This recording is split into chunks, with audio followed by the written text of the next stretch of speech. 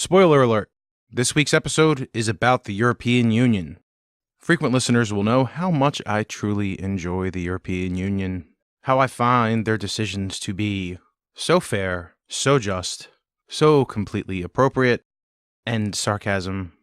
All kidding aside, I have dedicated a few podcasts this year to the European Union, but I haven't gone deep. I haven't really looked at the entire European Union from a financial perspective, and that is exactly what I'm going to do. So this week, the EU equals FU. I'm Joey Lombardi, and this is SourceCast episode 134.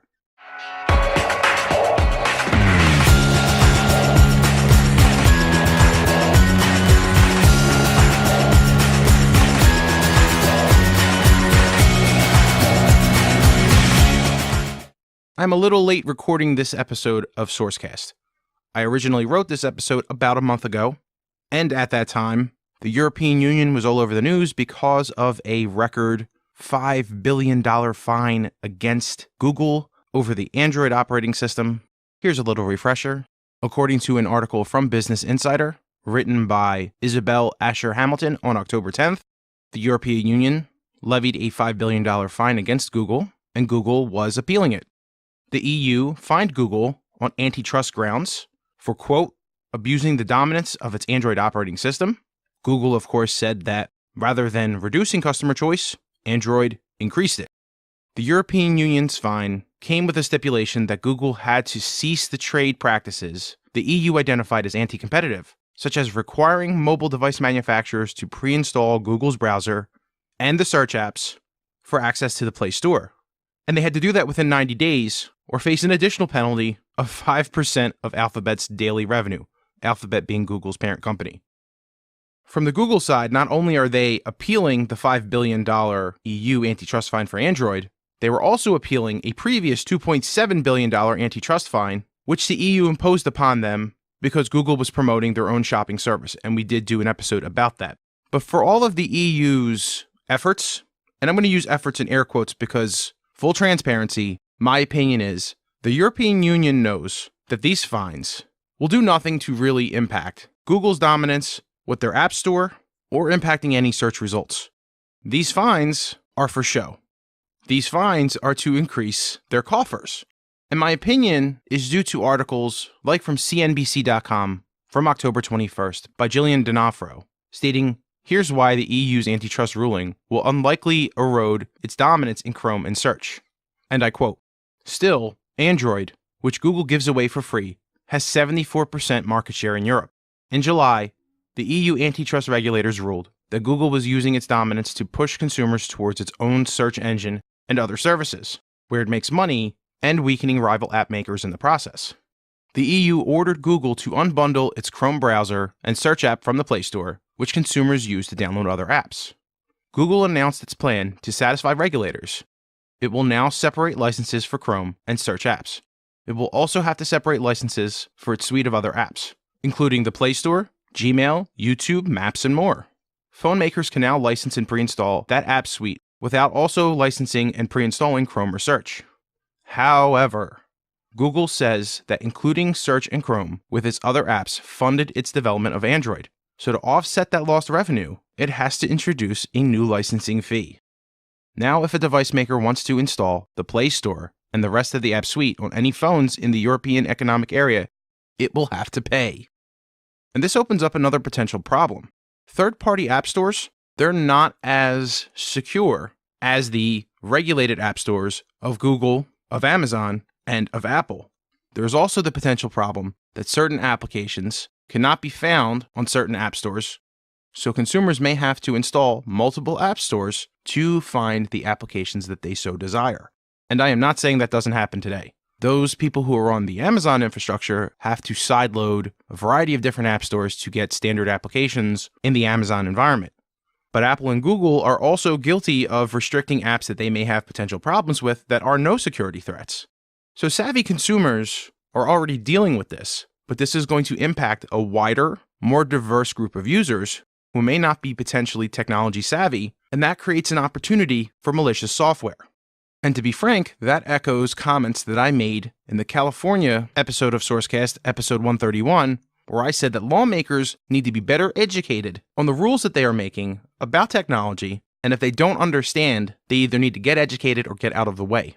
And that is for both pro-technology and anti-technology reasons. Technology is fundamentally changing the world, and if lawmakers and politicians can't educate themselves and don't understand the fundamental changes that are happening on a social level because of technology, well, voters, you need to get those people out of office. These rules and regulations that Europe is instituting against Google, it is very similar to what China has done in their own country.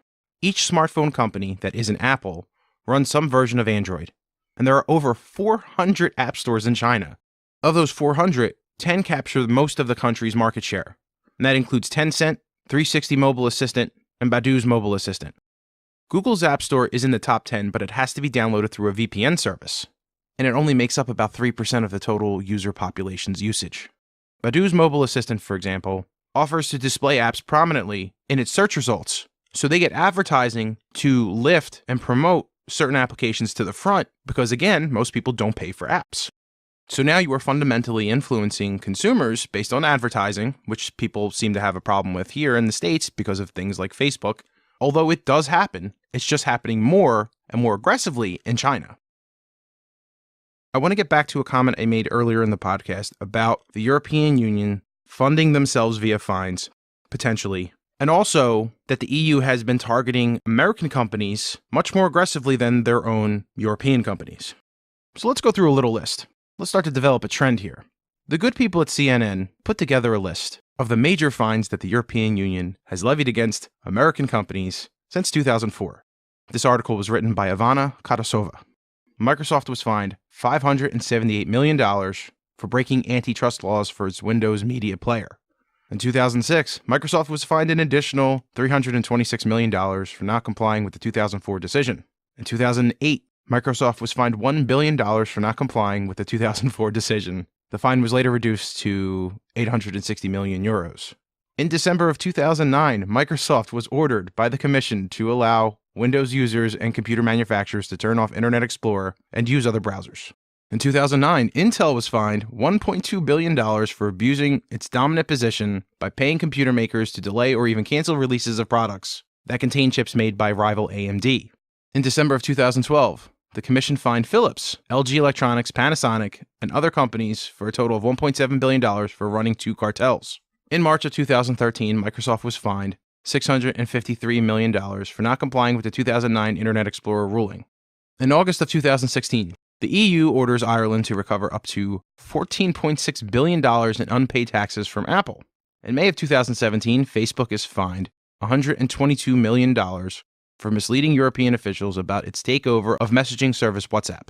In June of 2017, Google is fined a record $2.7 billion for using its search engine to steer internet users towards its own shopping platform. In October of 2017, the EU ordered Amazon to pay unpaid taxes of $293 million after finding that it benefited from an illegal arrangement with Luxembourg. In January of this year, the EU fined Qualcomm $1.2 billion for paying billions of dollars to Apple not to use chips made by competitors. In May of 2018, Europe's data protection law, the GDPR, comes into effect, setting up new strict laws for how companies handle personal data. And then in July of this year, the $5 billion Android fine against Google. So according to NBCnews.com, Google has been hit with the two biggest fines so far. And to my earlier point, why are they always targeting US companies? But to be fair, according to this NBC News article, Daimler, which is a German company, was fined $1 billion in 2016. Scania, which is a Swedish company, was fined $881 million in 2017. And Saint-Gobain, which is a French company, was fined $880 million in 2008. So what about my other point? Is the EU leveraging these fines to help subsidize the existence of the EU and their operations? Well, that's complicated. According to the EU's website, and this information was collected by MarketWatch.com, and I quote, "Fines, when collected, are used to offset transfers from member states. So in the end, each member state would pay proportionally less in whatever year that Google or another fined company pays up. The EU, under its budget rules, doesn't book revenue from a fine as long as there is the possibility that the ruling could be overturned. The EU levied 38 individual fines totaling $364 million on companies for breaching competitive law in 2015. Uncontested fines from 2015, along with penalties collected from earlier cases that were upheld, provided 1.4 billion euros in revenue in 2015, according to the European Commission. Let's take a look at the top 10, what they're paying, and how these Google fines stack up against what other countries pay. So Germany contributed 24.3 billion euros, France 19 billion, the UK 18.2 billion. I guess they're not paying that next year. Italy paid in 14.2 billion, Spain 18.8 billion, the Netherlands 5.8 billion, Poland 3.7 billion, Belgium 3.7 billion, Sweden 3.5 billion, Austria 2.5 billion, and then we hit Google at 2.4 billion. And if you add the $5 billion fine that they added onto it, which is 7.5, that puts them right above the Netherlands and below Spain, and squarely puts them in the top 10. So with that information, you can make your own thoughts and opinions about whether or not the European Union is using their position, their laws, to make it harder for US companies to operate in Europe. Frankly, I think that they are. And I also think this ties into Europe's complete lack of ability to get into the technology field. There are a handful of technology companies in Europe, SAP, for instance, in Germany, Micro Focus in the UK. But as a whole, Europe is powered on US technology, Microsoft, Apple, and Google. And that leads me to ask the question, why can't Europe create tech giants like the US and China? To level set between the three groups, let's talk about valuation. According to GP Bullhound, among the tech firms founded since 2000, European companies lag far behind in valuation terms. From a regional perspective, Europe, its current valuation is $240 billion, and that's 17% globally. Asia, which is mostly powered by China, is $657 billion, and that's 35%. The US's valuation right now is almost $1.4 trillion and 48%. But why is Europe so far behind? According to an article from Quartz.com by John Dextry from July 5th, 2018, and I quote, "One of the biggest reasons Europe lags behind the rest of the world is funding, and in particular, the size of the funding rounds. Raising large amounts of money allows young companies to quickly put together all the pieces of a business that they need to keep their momentum. The biggest Asian and tech firms created since 2000 raised an average of about $7.3 billion, while the European equivalent was $1.6 billion. Without an increase in mega rounds, Europe will never catch up with its American and Asian competitors." To further this thought, I found an article from Bloomberg.com by Jeremy Kahn asking the question, why can't Europe do tech? This article reminds us that at one point, Europe did have major technology companies like Nokia and Ericsson. But today, Europe doesn't have anything remotely comparable to Apple, Amazon, Google, Microsoft, or Facebook. Or for that matter, Alibaba or Tencent. The Bloomberg article says that Europe's hottest tech businesses are Spotify, which is worth $34 billion, and the only one that's in 9 figures, as I mentioned earlier, was SAP, which the article calls the world's most boring business software. Ouch. Is that nice, Bloomberg?